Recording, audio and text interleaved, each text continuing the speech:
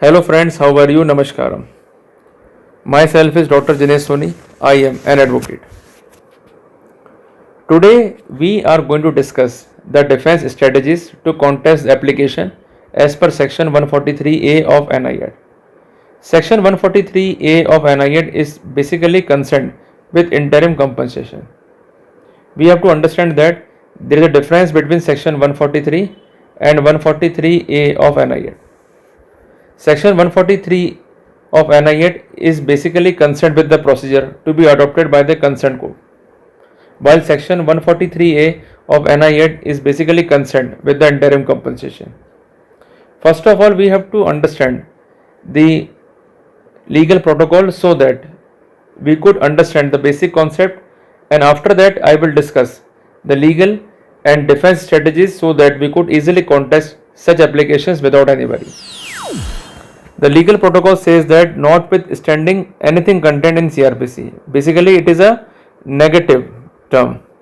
It says that even though there might be a negative provision in CrPC, but despite of that, the court trying the offence under section 138 of NI Act may order the drawer of cheque to pay the interim compensation to the complainant.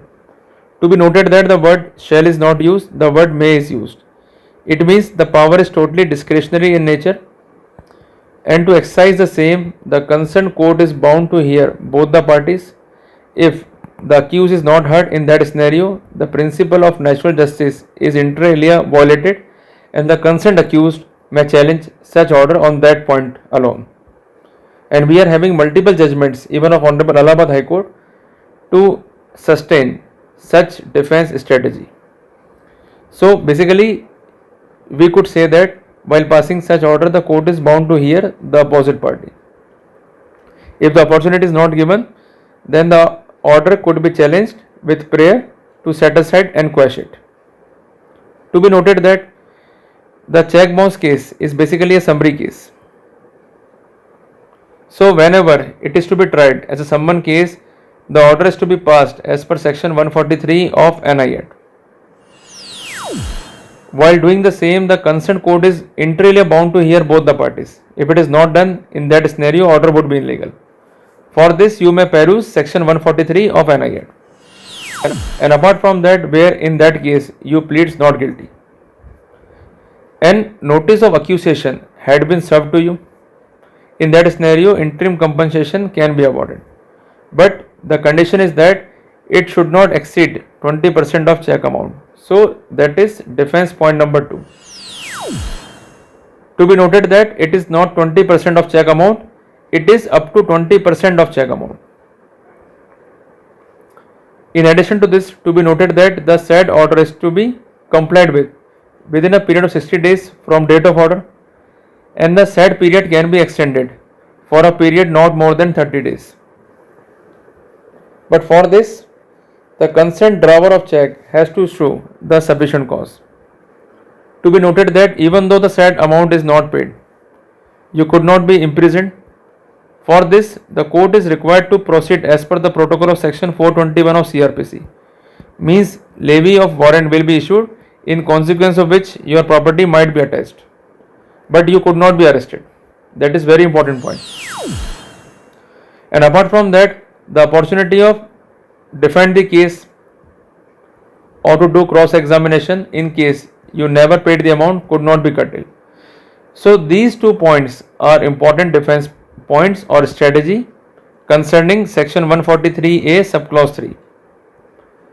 Now it is to be noted that clause number 4 is in favor of accused. It says that if the concerned drawer of cheque is acquitted, the court shall direct the complainant to repay the drawer the amount of interim compensation with interest.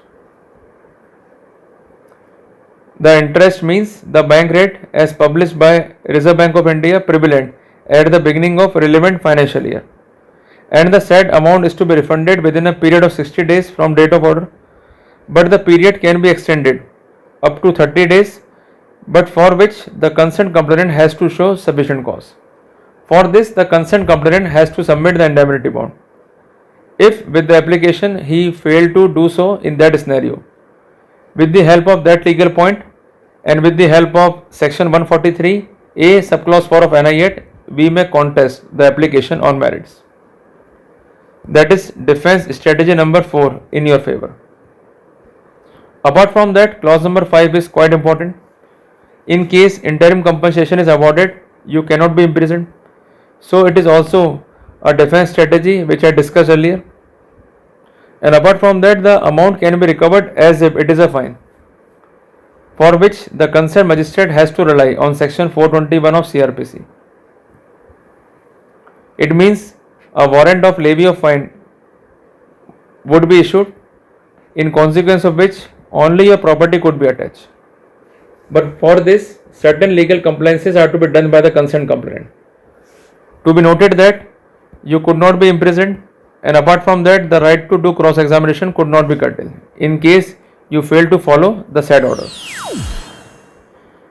Apart from that, clause number 6 say that the amount of fine imposed as per section 138 of NI Act or the amount of compensation awarded as per section 357 of CrPC, it shall be reduced by the amount paid or recovered as interim compensation under this section. In case you are convicted and fine is imposed, or any compensation is awarded as per section 357 of CrPC, in that scenario, if the amount is paid by you as per section 143A, then you may claim the set off concerning the amount of compensation or amount of fine, whatever it may be. So I think that I am totally able to convey the defense strategy and defense point while contesting section 143A of NI Act. So we may sum up that while contesting the application, the concerned court is bound to hear the opposite party, and apart from that, the merits of the case are required to be considered as per section 145 of NI Act. And if the order is made, you totally fail to comply with the same, in that scenario you could not be imprisoned, and apart from that, the right to cross examination cannot be curtailed. See you in the next video. Till then, Jai Hind, Jai Bharat.